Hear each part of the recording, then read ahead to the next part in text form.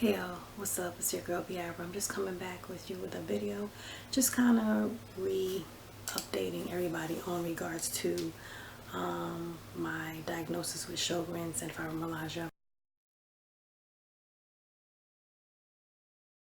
A few years ago I did a video where I was taking liquid vitamins. I'll put the video somewhere around here. Just kind of showing you guys how that was. It was kind of like a tonic. I took it for a couple months. It worked pretty well.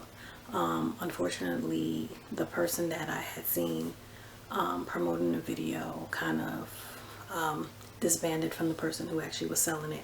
They do still sell the tonic.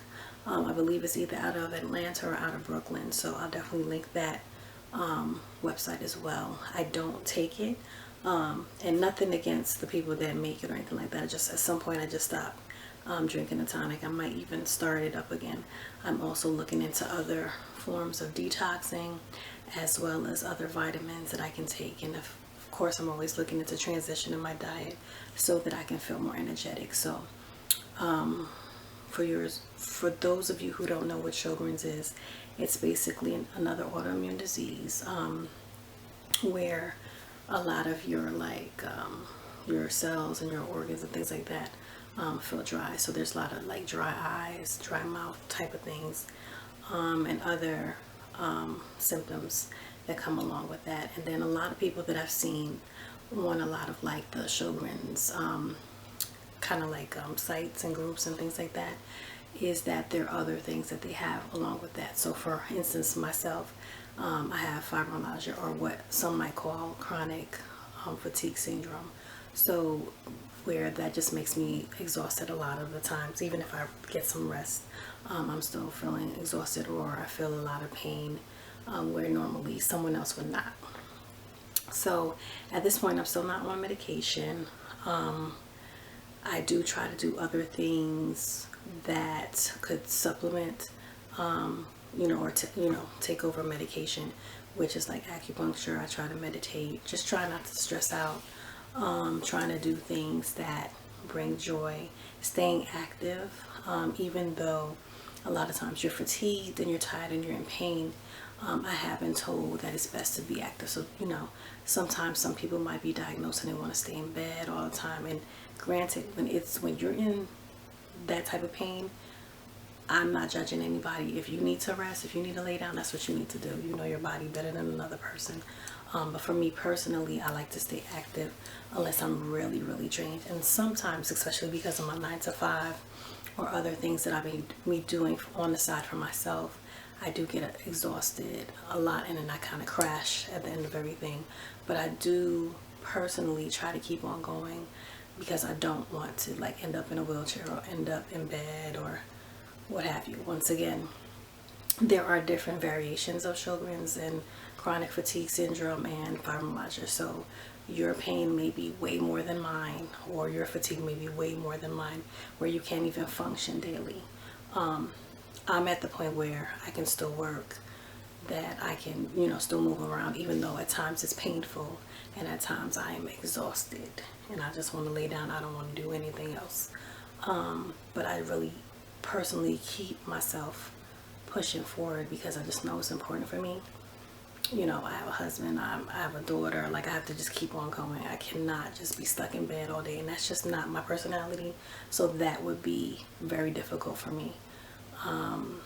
So that's just where we are right now.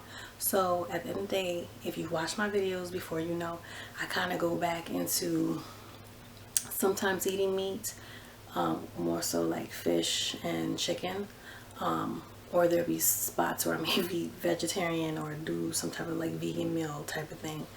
So I kind of like fluctuate between that. I don't eat beef, I don't eat pork, and I don't eat like mostly other meats like lamb and goat and all of that type of stuff that other people may eat. So I kind of just keep it to the chicken and the fish at this point, or the seafood. And of course, if you've been watching me, I always want to get to that point where I could just not, like, either be straight vegetarian or vegan. So we're still working on that. a lot of times it's challenging. I do like chicken, but for different reasons, not just health reasons. I'm not really a fan of how chicken is, packaged and produced and etc. I do know you can go to like a market and try to get it fresh. So if you are eating meat, I do recommend you do that if you have some place that's close to you or that is accessible to you for you to do for yourself or your family. So at this point I don't have that luxury, but if I continue to eat meat, I probably want to go that route. So I'm just looking at other things. Some vitamins worked for me, some others didn't.